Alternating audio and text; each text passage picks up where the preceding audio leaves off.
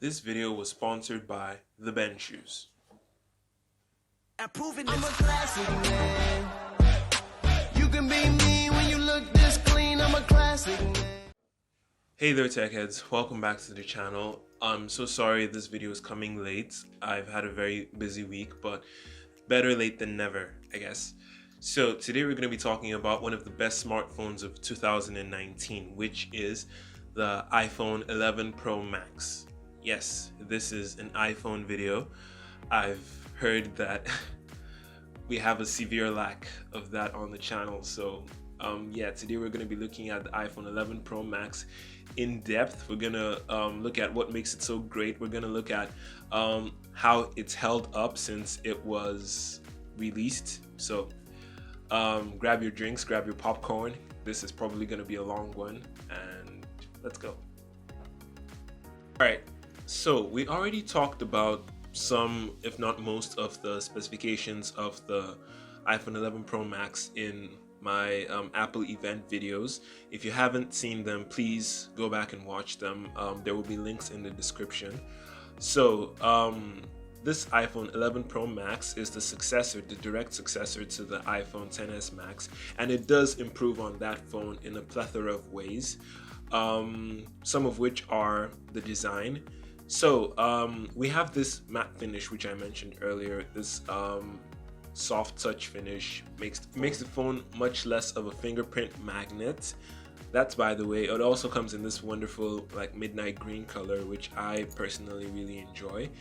As for the display, we have an improved display. Like, it's brighter now. It's it gets up to 1200 nits, which has been proven to be like really good. It's really bright outdoors. If you're using this phone in direct sunlight, you will still be able to see whatever it is that you're looking at.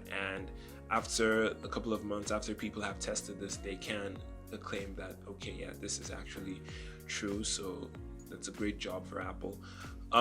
It's still the same resolution as the iPhone XS Max and so on and so forth, which is good. The Quad HD resolution is really good. They did not need to do anything else. I don't think there's any resolution which is higher than that on a smartphone screen as at now.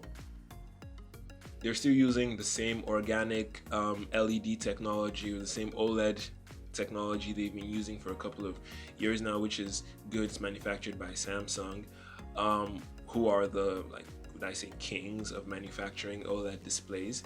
And yeah, I remember one of the biggest concerns I had personally was that the fact that they had removed 3D touch would kind of, you know, give people some issues, I guess. But no one has really complained about the missing 3D touch function, because they replaced it with this long press or long touch, haptic touch, what I call it, function.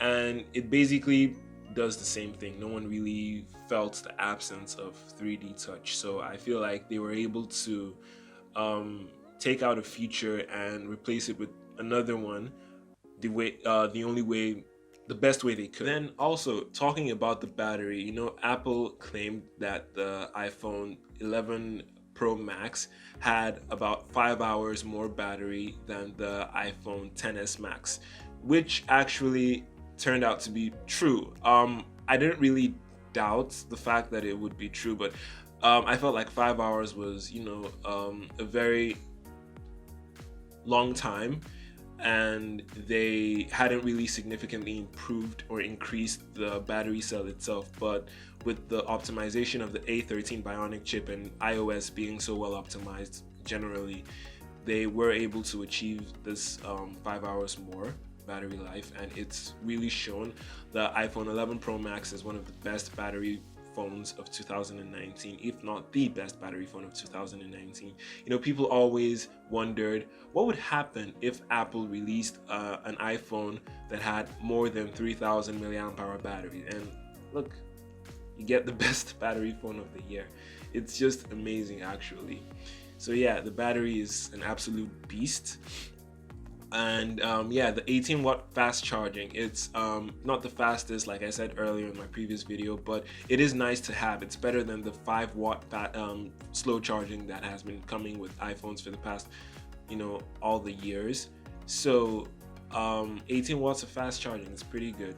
And I mean and the phone doesn't really have a gigantic battery cell, so you should get a full charge before you know it. Now, moving on to the cameras, this was personal, what would I call it?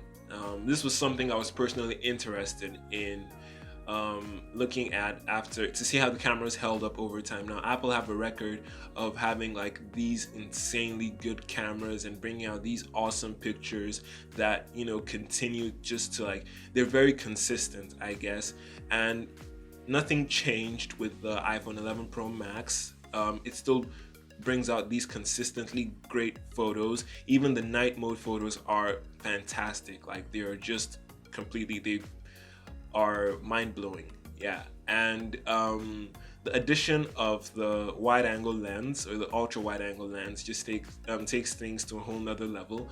And also, in a move that only Apple could have pulled off, they were able to ensure that all three lenses maintain the same color temperature, the same white balance, the same saturation levels while switching between them, which is really awesome. Because I mean, okay, they weren't the first to get these three lenses together, but they were the first to actually ensure that there was no color shift when switching between these levels. Like I said earlier, consistency. Apple is really good at consistency. And after several comparisons had been made between the Pixel 4, 4 XL, and the iPhone 11 lineup, personally, I feel like if you want the best overall camera experience on a smartphone in 2019, then you have to go for the iPhone 11 Pro or 11 Pro Max, because it's just that good. I'll just leave it at that. It's just that good. We don't need to get into the nitty-gritty. We all know that they can record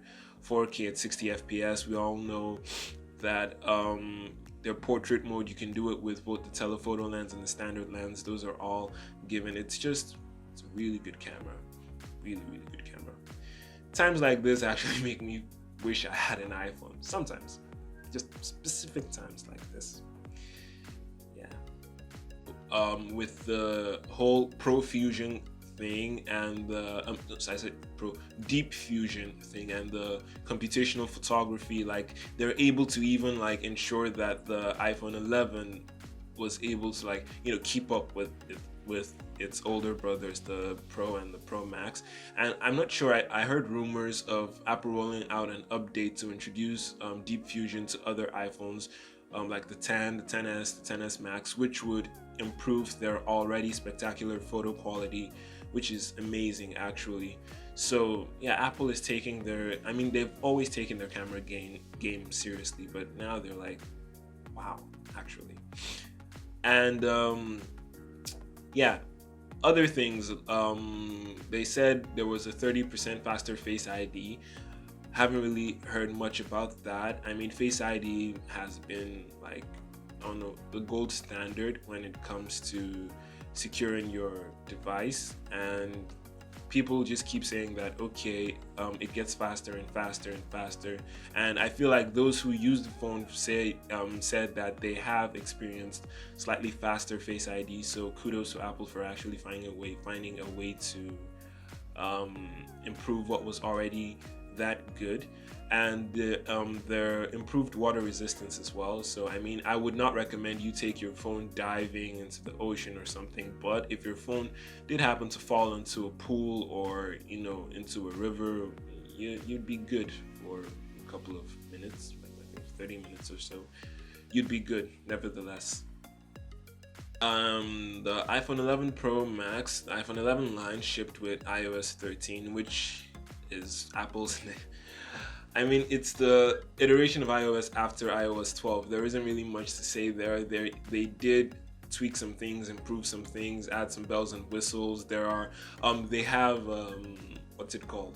A system-wide dark mode now in iOS 13, which is really cool because it helps save energy, save battery life on the OLED displays which they use. So you save more battery when you're using the system-wide dark mode.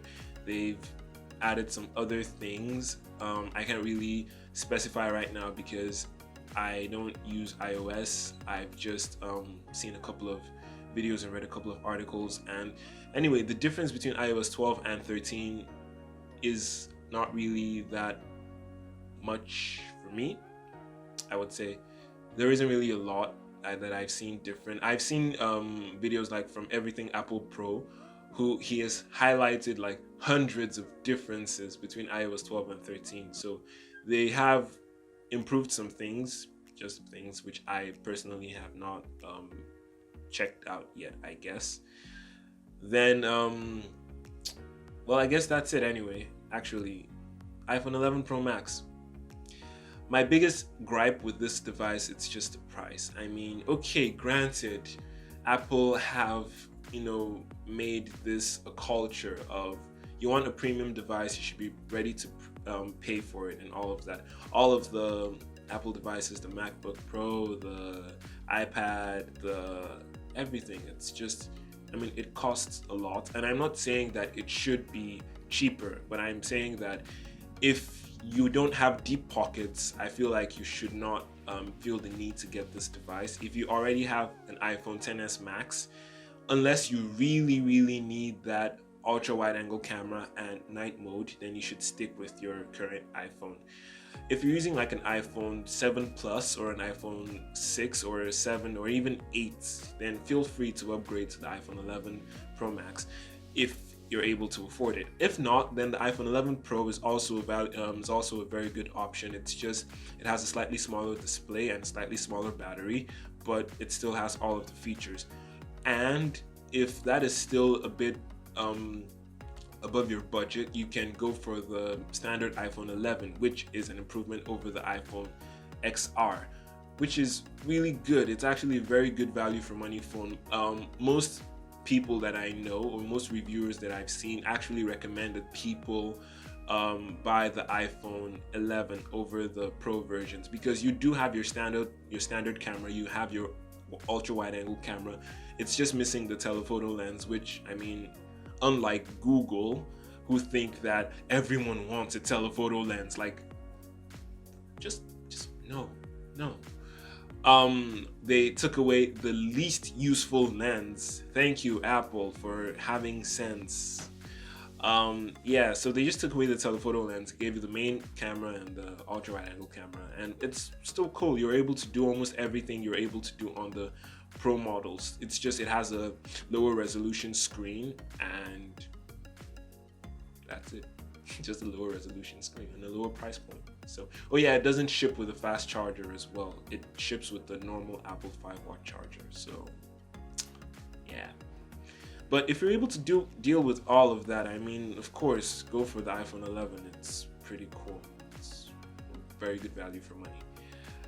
So, I think that's it. Yeah. So thank you guys so much for watching. Please make sure to like, subscribe if you haven't already. Let me know your thoughts in the comment section down below. Please, please, please, please, I beg of you, leave me comments. I love engaging with you guys, and I really want to hear what you guys have to say about the videos. If you have any suggestions and things that I should improve on, work on, if you have any suggestions about videos you want me to make, please leave them in the comment section down below. I will reply to each and every single comment. Please make sure to check out the Ben Shoes. Their Instagram and Facebook pages will be linked in the description below. Also, please ensure to check out my other videos. They will be floating around. And yeah, that's it. So thank you guys so much for watching. I will see you in the next one. Peace.